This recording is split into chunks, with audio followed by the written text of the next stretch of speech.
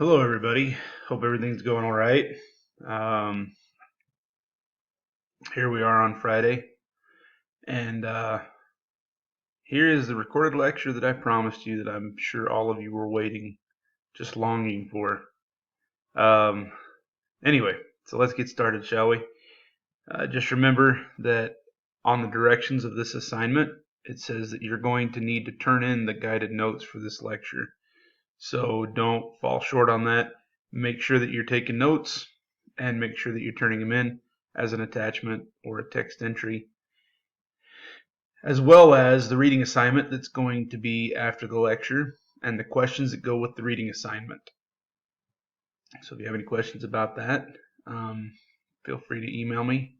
I might get a chance to email you back. Just can't guarantee that that'll happen real fast. So by the time this is all done, you're going to need to turn in two specific things. You're going to need to turn in the notes for this lecture, and you're going to need to turn in the questions for the reading that's going to happen after this. So, let's go ahead and get started. If you remember some of the classes after we played the stock market game, I had a chance to sit and talk about how the stock market crash in 1929 was just a symptom of a bigger problem that had been developing in the economy for some time. And so we did talk about in the 1920s how we were a big time consumer culture in the United States and how we thought we could afford a lot of things more than we did before because credit was being extended. And so banks were giving out more credit, individual stores or dealerships or whatever they were selling, they were doing installment plans and things like that. And so people began to overstretch themselves and buy too many things on credit. And it wasn't necessarily everybody, but there were enough people that got into this mess where they couldn't pay back their debts. And what ended up happening is their consumer culture was not supported by their paycheck. And so there's a few points here on this slide. In 1929, when we had the stock market crash that kind of marks the beginning of the Great Depression, at least with some people, you have about 5% of Americans that were earning 30% of the nation's income. And so that's a very, very small amount of people with 5% that only earned around 30%. Okay. So these overproduced goods, we talked about mass production and how that led to lots of things that could be bought. And many of those things, at least like cars, washing machines, dishwashers, vacuum cleaners, things like that, those things were being bought on credit. And what ended up happening is, like I said, they overextended themselves. So very slowly, it's off like a bang with the beginning of the 20s. And then as time progresses through the 20s, buying starts to slow down. And when buying starts to slow down, then that means those overproduced goods become surplus. And when people can't make their payments on stuff, as we talked about, the people who sold you the stuff, they're going to take their stuff back. They're going to repossess it. And then they're going to be stuck with a bunch of used goods that they now need to sell before they can get more stuff from the manufacturer. And so with this surplus, the chain starts to go down eventually to the manufacturer.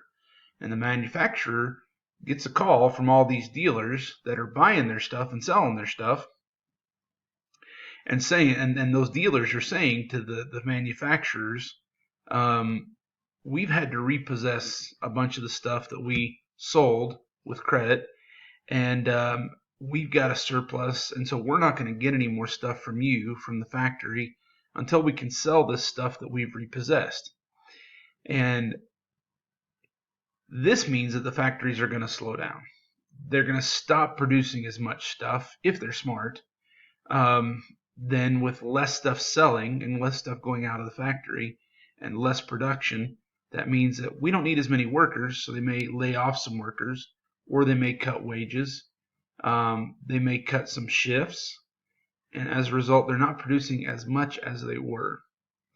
So that right there is the beginning of it. So when people aren't paying back their debt that they have to these dealerships or these stores that have allowed them to buy things with installment plans, then this causes this chain reaction. Then, as businesses start cutting shifts and they start paying less, and they're hiring fewer people and they're firing some people, then what ends up happening is that business fails. If it doesn't fail, it cuts back drastically. Okay? And it might survive, but it's going to survive on bare bones. Not many employees, not producing very much stuff, things like that. All right? And so then as those businesses begin to fail, those businesses,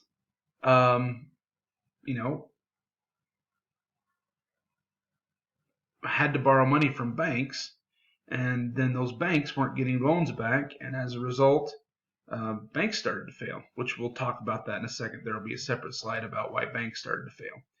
But this whole situation with overbuying, overproduction, this eventually leads to people losing jobs, all right, or making a whole lot less than they did before. And as I talked about before, with this consumer culture, it was get money, buy, get money, buy, get money, buy. Most people didn't have savings. They just kind of thought, hey, this is going to continue forever. I don't have to worry about the future. It'll be fine. Okay. Unfortunately, that wasn't the case.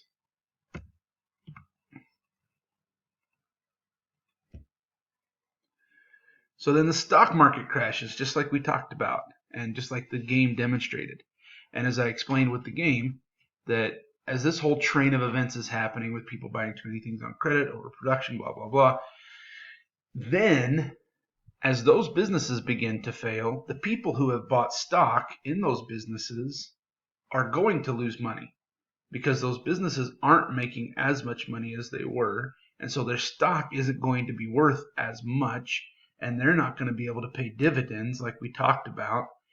And so then if people have a bunch of money sunk into these stocks, then that's going to be a massive problem because they're going to lose a ton of cash. Okay.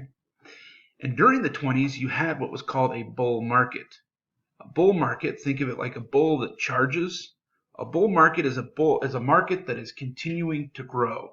Stocks are continually growing in price with very little drops. And that can only last so long. Also, for example, that bull market is only going to continue if new investors come into the market and start buying and selling and things like that.